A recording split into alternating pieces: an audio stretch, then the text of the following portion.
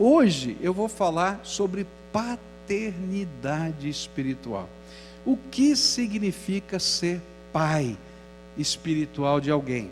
Agora, é interessante perceber que a paternidade não é, ou essas funções de família, elas não são únicas, não são exclusivas. A mesma pessoa exerce papéis diferentes. Por exemplo, quem tem irmãos aqui? Levanta a mão. Então você é irmão na missão de alguém, não é isso? Quem aqui tem filhos? Levanta a mão. Então você é pai ou mãe espiritual de alguém, não é isso? Olha só, essa é fácil, hein? Quem aqui nasceu de um pai e de uma mãe? Levanta a mão. Essa é fácil, todo mundo, né? Então nós também somos filhos, e ao mesmo tempo, quando a gente vive em família, nós somos parte dessa família que tem graça, que tem alegria, que tem luta, que tem problema, e nós fazemos parte de todos os papéis. Então, quando eu falar sobre paternidade espiritual, eu não estou falando de alguém, eu estou falando de você, de mim mesmo, porque nós também fazemos parte disso. Então abra aí a sua Bíblia em Filipenses capítulo 2, e a gente vai estudar os versículos 19 em diante.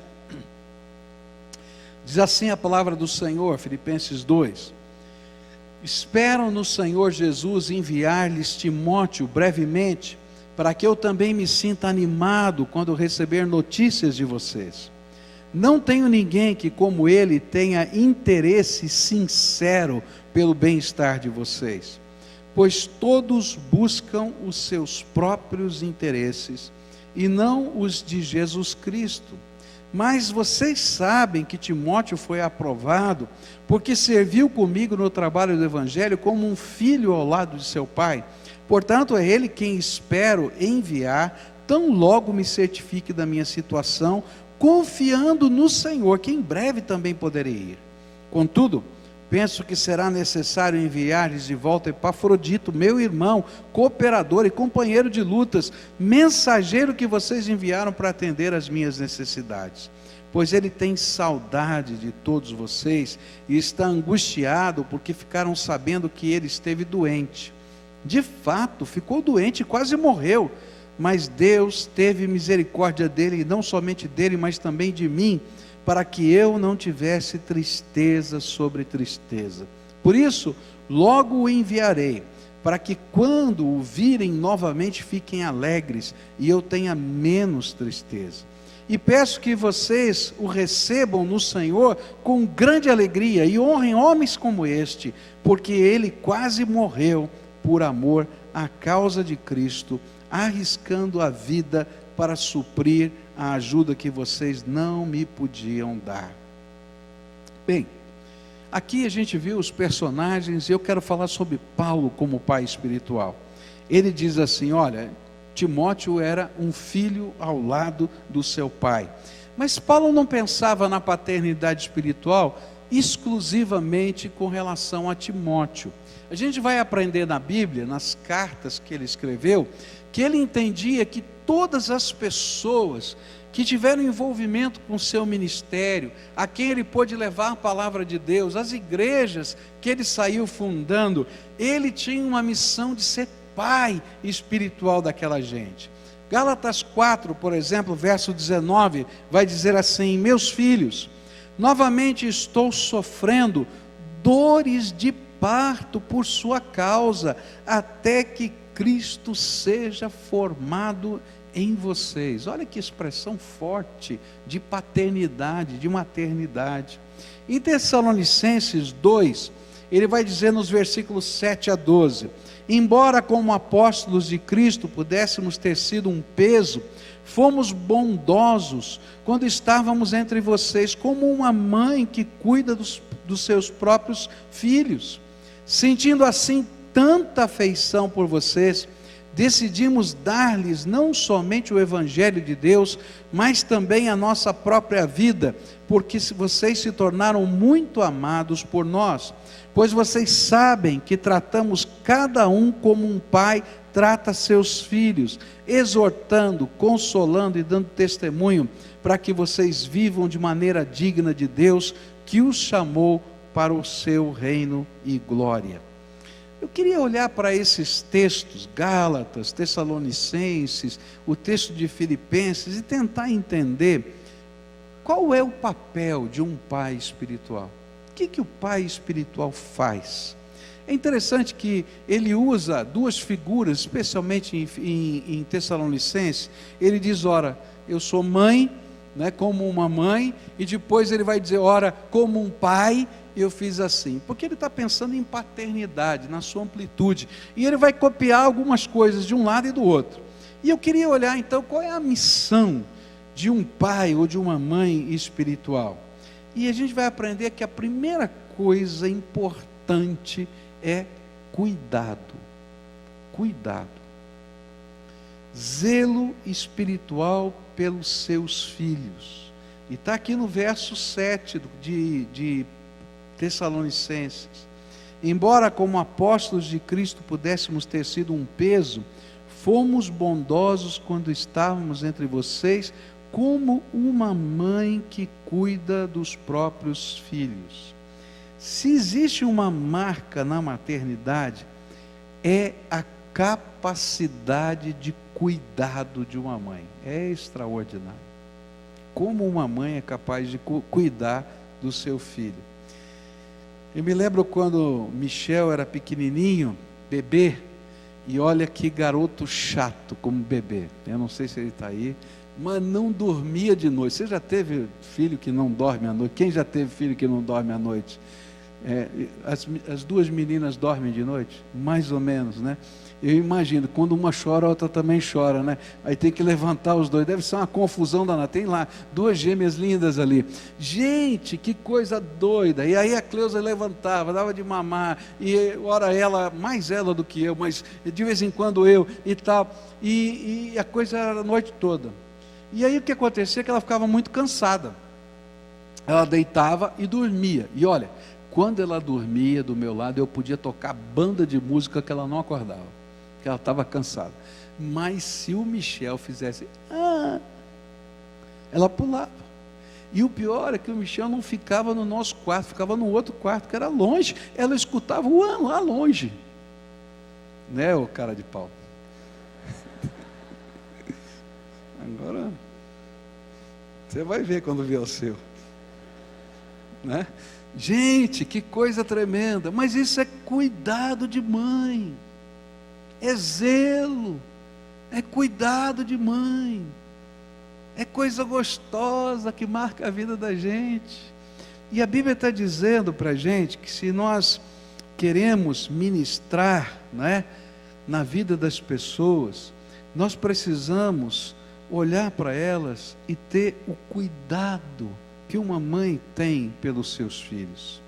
Nós precisamos entender que essas pessoas que Deus coloca na nossa vida e que são alvo do amor de Deus, elas são nossa responsabilidade, e que elas precisam de amor e cuidado para poderem conhecer Jesus e crescer na fé. Alguns anos atrás saiu uma notícia aqui no Brasil, se não me engano, sobre Belo Horizonte, onde uma mãe colocou um bebezinho num saco de lixo e jogou no meio do lago, lá num local lá de Belo Horizonte. Não sei direito o local, mas você deve ter visto essa notícia. E todo mundo ficou indignado. Como pode fazer um negócio desse? Porque é contra tudo que a gente consegue entender sobre maternidade e paternidade. Mas quando eu olho para a igreja, eu vou descobrir que muitas vezes a igreja tem agido como aquela mãe. E muitas vezes nós colocamos os nossos filhos espirituais num orfanato. Agora, será que é a mesma coisa ser criado num orfanato ou numa família? A gente olha para o orfanato, né? E a gente vai dizer, olha, tem comida, tem roupa, tem disciplina, tem estudo. Então por que não é a mesma coisa? O que é que falta? O que é que falta?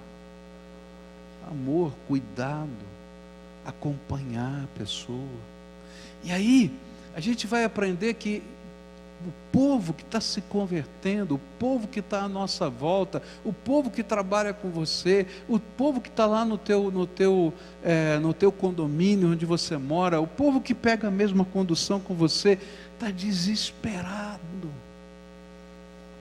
para que alguém se importe e fale daquele que se importa conosco, Todo-Poderoso Deus. E a gente olha aquilo como se não tivesse nada a ver conosco. E Deus está dizendo assim: não, querido, eu te chamei para você cumprir dentro da família de Deus a missão de pai e mãe espiritual. Ora você é pai e mãe espiritual, ora você é filho espiritual, ora você é irmão, ora você é parte da comunidade. Mas em algum momento da tua vida, Deus vai colocar gente para você cuidar. E o que Ele espera é que você assuma essa paternidade, esse cuidado, que você não jogue no meio da lagoa, mas que você entenda que Deus tem um plano e um propósito. Como a igreja precisa de pais espirituais. Gente que diga: não, Senhor, eu entendi que a minha missão é maior do que fazer alguma coisa, mas é investir na vida de pessoas. Como a igreja precisa de gente que possa discipular outras pessoas, gente que diga assim: vou caminhar junto, porque discipulado não é só você transmitir um conhecimento de uma lição da escola bíblica, é você caminhar junto, é você responder as questões, é orar nas batalhas, é lutar contra as lutas que estão afligindo aquele coração. Como uma igreja como a nossa precisa de líderes de célula, gente, milhares de pessoas que Deus está colocando na nossa mão. Se a gente não tiver esse cuidado, nós vamos perder a bênção que Deus está nos dando.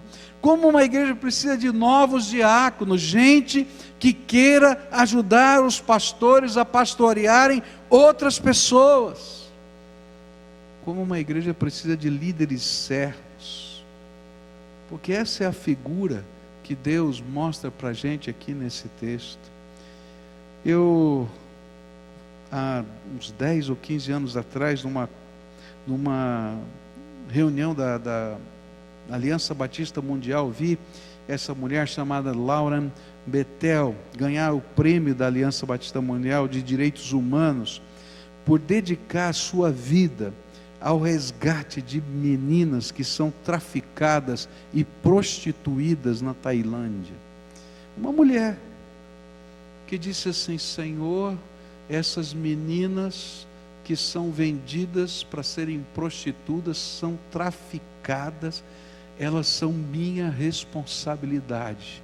Eu não sei como, mas o Senhor vai me dar graça, porque Deus levantou uma mãe espiritual, tem gente sendo transformada nessa terra.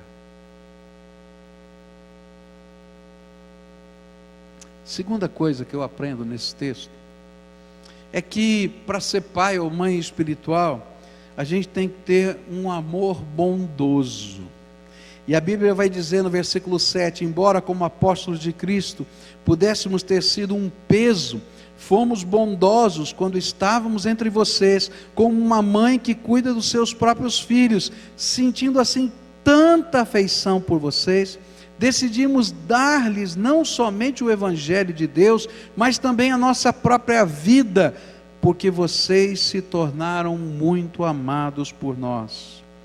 É interessante que essa relação de paternidade espiritual, ela é uma relação que gera autoridade. É incrível isso. A gente não precisa falar isso. Isso acontece naturalmente. Porque a autoridade, ela não é algo que você recebe como um título ou um chapéu que você põe na cabeça, está escrito autoridade. Eu aprendi isso muito cedo. Eu comecei com 21 anos a ser pastor. Eu estava preocupado porque eu seria pastor da igreja onde eu cresci. E eu disse assim: como é que essa gente vai me reconhecer como autoridade? E fui falar com um missionário mais velho. E esse missionário disse assim: Pascoal, não é assim que funciona.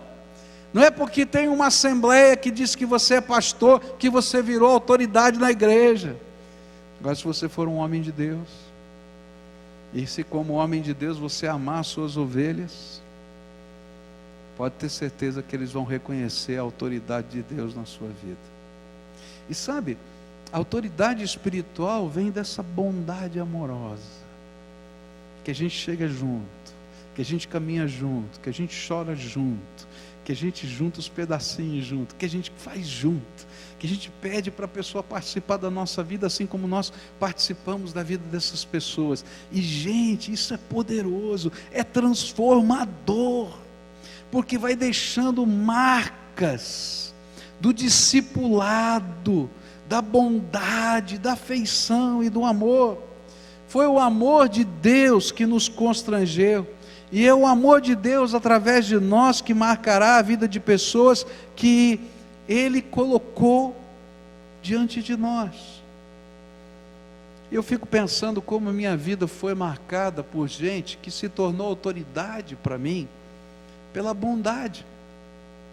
Quando eu comecei o ministério com 21 anos, eu fui convidado pela igreja, e eu nunca tinha assistido um exame para ordenação pastoral. Quem aqui já assistiu um exame para ordenação pastoral? Pouca gente, então eu tenho que explicar como é que é. A gente faz uma prova oral, reúne os pastores da cidade, ou os pastores do bairro que você mora, dependendo da localidade. Então às vezes junta 20, 30, 40, aqui às vezes já teve 50 e tantos pastores num exame desse. E aí o candidato infeliz chega lá na frente, não é? E vai fazer uma prova oral. Prova oral é chata em qualquer lugar. Você já fez prova oral? Os mais velhos já fizeram, os novos nunca fizeram prova oral, porque não tem mais, né? Mas prova oral é a coisa chata, porque você não tem tempo para pensar. Perguntou, tem que responder, não é? Você não sabe o que vai cair, porque pode cair qualquer coisa. Naquele tempo, lá no passado, você sorteava o ponto, lembra disso? Não, você não lembra, só alguns são.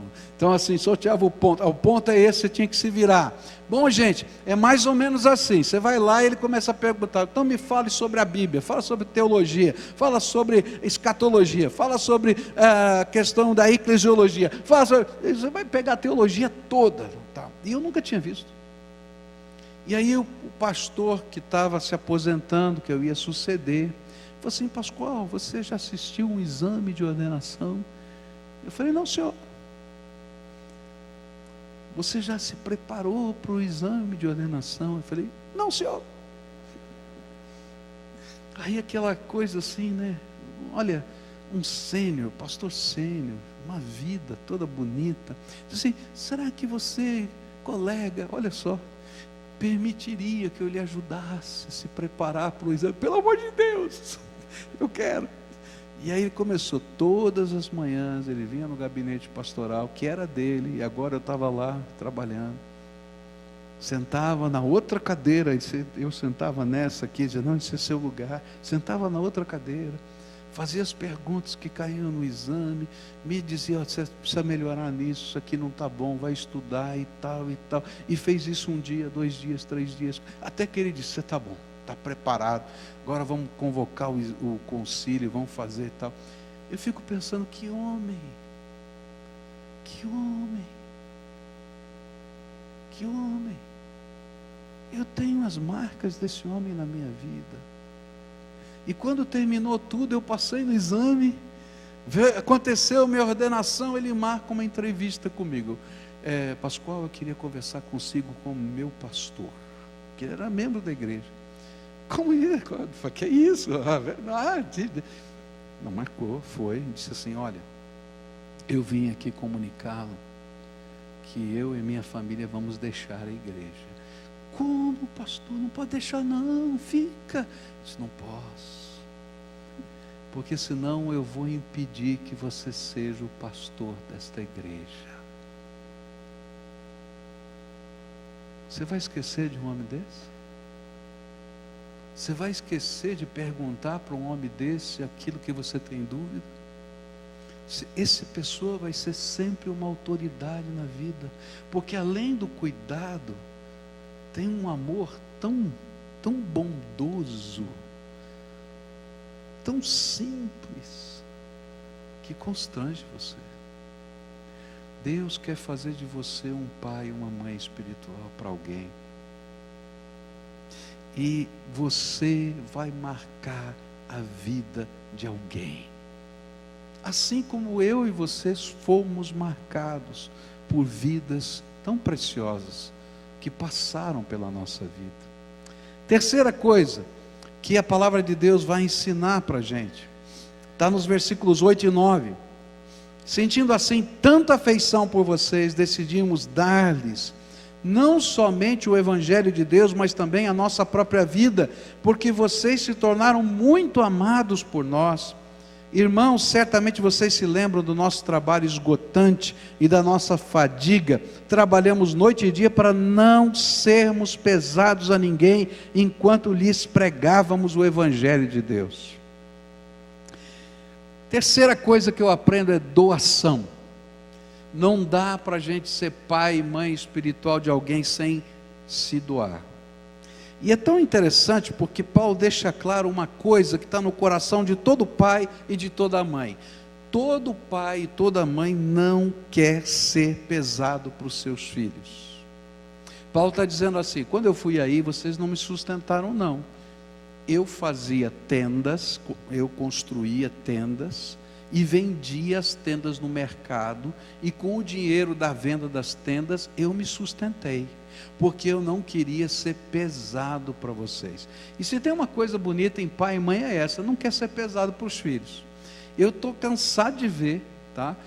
Velhinho que vive de aposentadoria do INSS, e que os filhos ganham às vezes muito mais do que o pai, e o filho se endivida, né? Ou a filha se endivida, e lá vai o velhinho na poupançazinha dele, da aposentadoria do INSS, e diz: filho, vem aqui, olha, tem um dinheirinho aqui que eu juntei, e eu queria dar para você pagar suas dívidas. Você já assistiu isso aí? Quem já assistiu? Levanta a mão.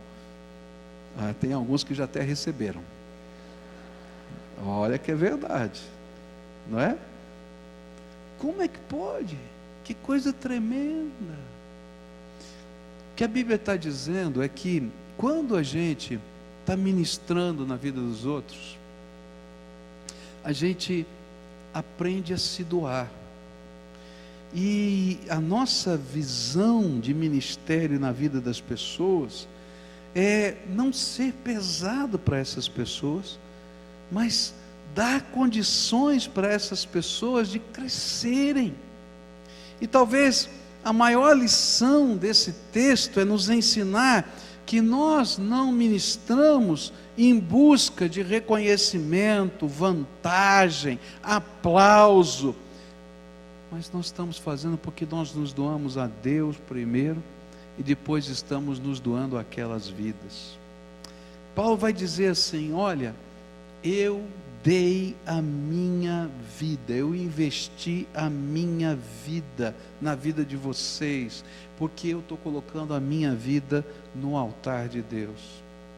E a gente vai descobrir que o altar de Deus nunca vai ser um lugar ou uma cerimônia religiosa.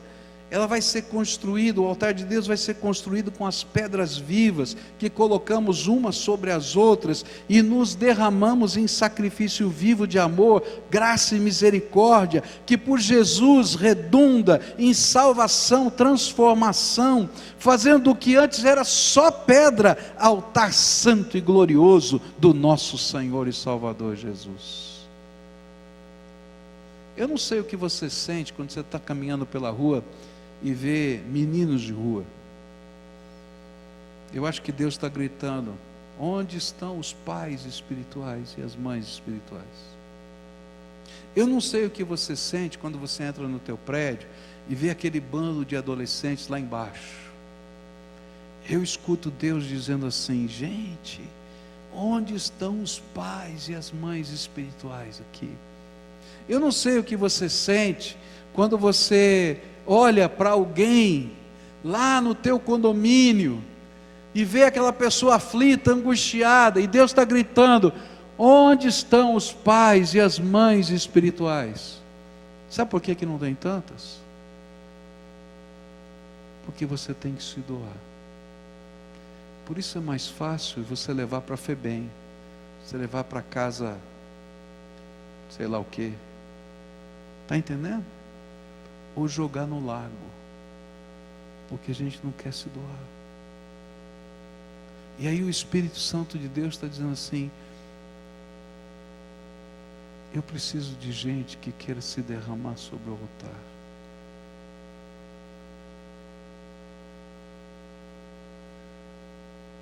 Quarta e última coisa que eu queria deixar com você hoje.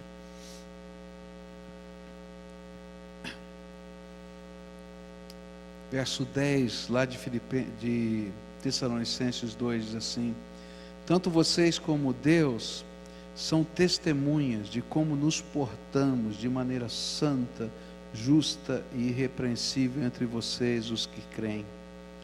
A quarta atitude de uma mãe ou de um pai espiritual é ser modelo de vida e de valores para os seus filhos. Queridos, a gente não aprende valores através de sermão.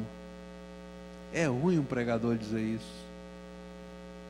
Eu posso ensinar você a respeito de valores, mas os valores só vão ser aplicados na sua vida por imitação, quando a gente tem um modelo. A gente aprende quando o conhecimento vem na nossa mente, quando eu executo com outro, no meio dos conflitos da vida, essa realidade, ou quando a autoridade do amor que alguém tem por mim me constrange. Você pode mandar alguém para a escola, ele vai aprender tudo sobre a doutrina, mas não vai aprender a viver a doutrina, porque não tem alguém que diga: filhinho, não é assim, vamos fazer junto. É tão interessante como as coisas acontecem aqui no nosso meio mesmo. A gente começa a fazer um discipulado com alguém, e é interessante que está tudo bem. A gente vai trabalhando a doutrina, vai trabalhando as verdades, todo mundo sabe tudo. Mas daí chega num momento do discipulado que, como pai ou como mãe espiritual, a gente diz assim: tudo bem, querido, como é que está esse aspecto da tua vida? Aí a pessoa abre o coração e diz: sabe, isso aqui não está bem, eu não estou casado, ou eu estou vivendo minha vida financeira desse jeito, ou eu estou enrolado nisso. A gente diz assim: tá bom, vamos caminhar junto. Qual é o próximo passo? Vamos aplicar a verdade da palavra de Deus. E aquilo é uma batalha, é uma luta. Já aconteceu tanta coisa diferente na minha vida. Eu me lembro de uma vez que eu estava acompanhando uma senhora que vivia com o senhor há 25 anos. Seus filhos não sabiam que eles eram casados. E ela disse: pastor, você precisa conversar com meu marido, ele é um italiano bravo. Eu falei: não tem problema, italiano eu conheço, não tem problema. Aí a gente vai lá conversar. Eu me lembro que eu fui lá conversar com ele, porque ela queria se batizar, e não podia se batizar por causa do casamento. E no dia que eu cheguei, ele olhou bem para mim assim, e disse assim: pastor, está pensando o quê? Essa mulher, quando veio morar comigo, era pura. Eu falei: já levei bronca logo de cara. Mas aí a gente começou a conversar sobre o porquê, os valores, as situações, e houve um quebrantamento tão bonito naquela casa, aquela mulher chorando, aquele homem chorando, e depois eles vão marcar o casamento. Adivinha quem eles convidam para ser padrinho do casamento? Eu. Aí eu vou lá no cartório, virei o amigo da família, porque valor não se ensina com sermão, você tem que andar junto. Valor é modelo. Por isso, Deus está chamando uma geração para ser pais espirituais. Maior desgraça numa geração é quando ela não pode transmitir à próxima geração os valores da sua fé. E queridos, a gente não consegue transmitir para uma próxima geração os valores da fé se a gente não entrar nesse engajamento de paternidade e maternidade espiritual. Quantos aqui já são pais e mães espirituais de alguém, estão exercendo esse ministério? Levanta bem alto a mão. Agora dá uma olhada, quanta gente está faltando. Agora eu quero dizer para você, tem alguém que Deus já colocou do teu lado e está cansado de falar para você: cuida no meu nome, cuida no meu nome, cuida no meu nome, cuida no meu nome. Eu tenho batido nessa tecla. Eu acho que quem está vindo aqui no culto falou assim: pastor, não prega outra coisa. Você já pensou isso, fala a verdade. Mas sabe por quê? Porque tem que mudar, gente. Tem que mudar. Nós temos olhado para as nossas mãos. Todo culto eu mando você olhar para a tua mão, não é verdade? Olha aí para a tua mão. Tem 5 dedos aí, não tem? Cada dedo desse tem que ser uma pessoa por quem você vai se responsabilizar como pai e mãe espiritual. A gente começa no círculo mais íntimo, mas a gente vai também olhar para quem Deus está trabalhando e colocou a gente no caminho. E aí a gente vai pegar esses valores: cuidado, amor bondoso, modelo, doação. Querido, você vai ver o amor de Deus arrebentar o coração das pessoas. Você vai na contramão. Tem muita gente aqui que é líder de ministério. Eu quero dizer para você, como líder de ministério, que o mais importante não são as realizações da sua agenda. O mais importante é o pastoreio das pessoas que Deus colocou debaixo de você. Eu falei no primeiro culto, vou repetir aqui, né? O Paulo Davi, que é o nosso ministro aqui de louvor e adoração, quando Deus começou a trabalhar com ele essa visão de ir para o ministério, eu sei que vou escandalizar algumas pessoas aqui.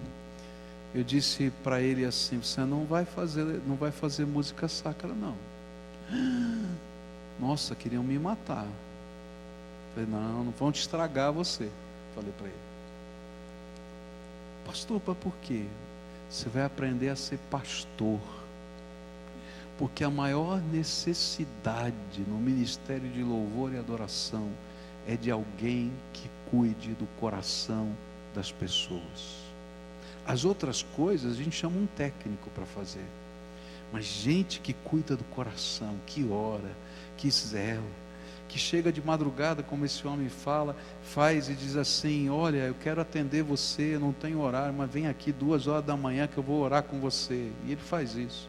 Ou então ele sonha à noite com uma ovelhinha dele, chama: vem aqui que eu preciso falar com você, eu não sei o que está acontecendo, mas eu sonhei com você, eu quero orar por você. Isso faz diferença. Pode ter certeza que vai ser uma benção. Por quê? Porque a maior necessidade que todos nós temos é deixarmos de ser crentes institucionalizados para sermos filhos espirituais de alguém. Eu dou graças a Deus porque tem gente que cuida de mim de muitas maneiras. Louvo o nome do Senhor, porque eu também preciso, assim como você precisa. Mas uma coisa eu tenho que aprender: que eu sou a resposta de Deus para alguém. Então agora eu queria orar com você, como a gente sempre faz. Fica de pé agora para a gente orar. Olha aí para a sua mão. Ainda tem 5 dedos numa mão, né? Não perdeu nenhum. Deus quer fazer disso aqui o símbolo da tua missão. Quem? Olha, talvez seja um menino lá do teu prédio.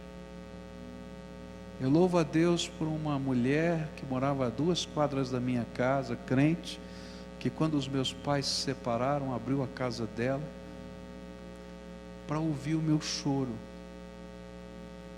Tomar café com ela de tarde era a delícia do meu coração.